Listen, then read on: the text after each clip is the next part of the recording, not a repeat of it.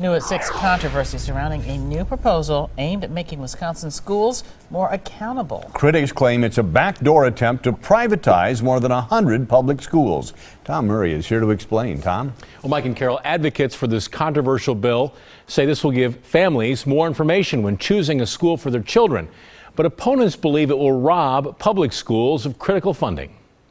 The parents want as much information as they can have. In his Fond du Lac home, Republican Representative Jeremy Thiesfeld says families are the reason he is the main sponsor of Assembly Bill number 1. When schools continue to struggle and we keep trying the same methods over and over again that don't work, there has to be a line in the sand drawn somewhere. The School Accountability Bill adds student testing and gives schools an A through F letter grade. Districts may be forced to give control of schools with failing grades over to private operators. I call it a disaster. This bill weakens accountability.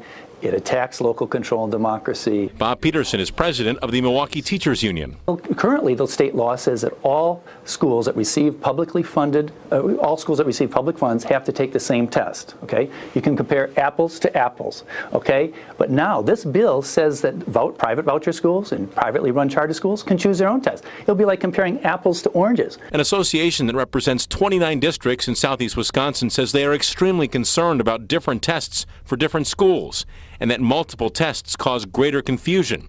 Representative Thiesfeld says nothing is set in stone. What we're trying to create here is something that complies with what the public has demanded, and that's some accountability, but also trying to make it as simple as we possibly can.